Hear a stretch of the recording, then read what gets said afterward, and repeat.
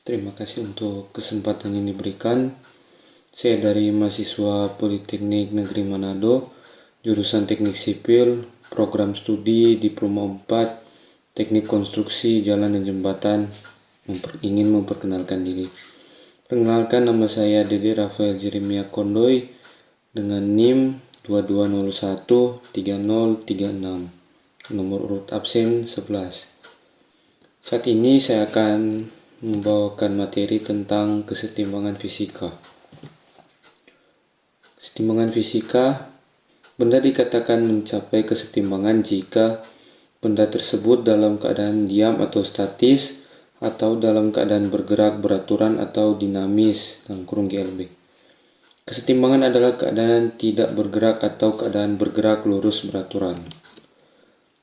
Keseimbangan benda tegar. Benda tegar dikatakan berada dalam kesetimbangan statis jika jumlah gaya yang bekerja pada benda itu sama dengan 0 dan jumlah torsi terhadap sembarang titik pada benda tegar itu sama dengan 0. Benda tegar yaitu benda yang jika dikenai gaya dan kemudian gayanya dihilangkan, bentuk dan ukurannya tidak berubah.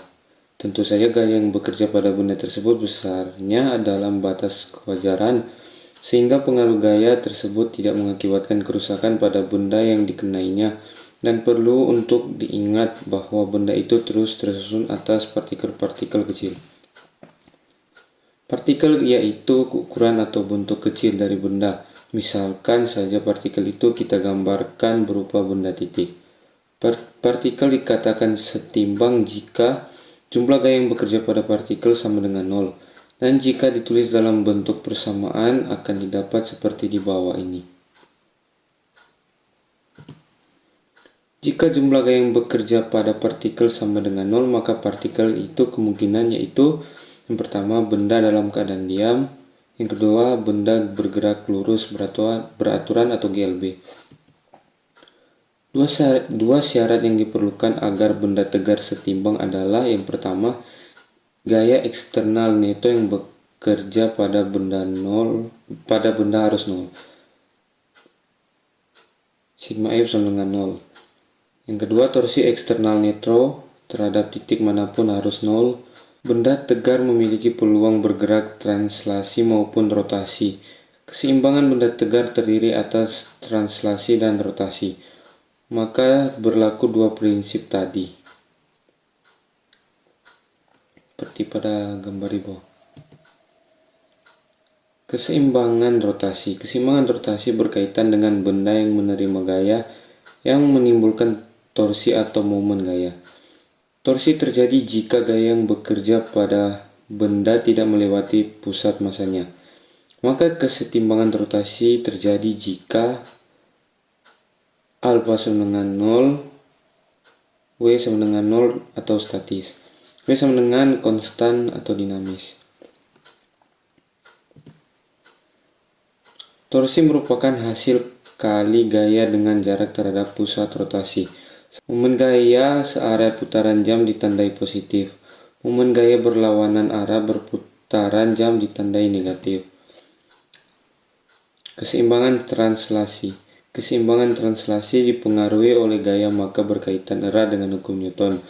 Maka pada keseimbangan translasi berlaku hukum 1 Newton. Jenis keseimbangan. Macam-macam kesetimbangan. Yang pertama, kesetimbangan stabil. Kesetimbangan stabil adalah kesetimbangan benda yang mantap. Pada kesetimbangan stabil, jika suatu benda diberi gangguan lalu gangguan tersebut dihilangkan, maka benda akan kembali ke posisi semula. Kesetimbangan stabil ditandai dengan naiknya titik suatu benda diganggu. Contoh benda yang memiliki kesetimbangan stabil itu adalah kursi malas. Yang kedua, kesetimbangan labil. Kesetimbangan labil adalah kesetimbangan benda yang jika gangguan dihilangkan, benda tidak kembali ke kedudukan semula, tetapi mengalami perubahan kedudukan. Kesetimbangan labil ditandai dengan turunnya titik berat suatu benda diganggu. Contoh benda yang memiliki kesetimbangan labil adalah sebuah batang kayu yang berdiri tegak. Ketiga, kesetimbangan indiferensi atau netral. Kesetimbangan interferensi ini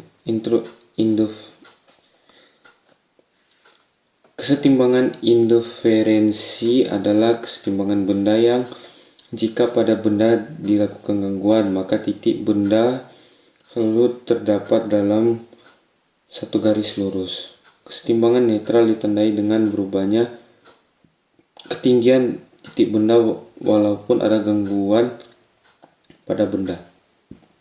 Contoh benda yang memiliki kesetimbangan netral adalah sebuah silinder yang diletakkan di lantai datar. Sekian dari presentasi saya. Jika ada tutur kata yang salah, mohon dimaafkan.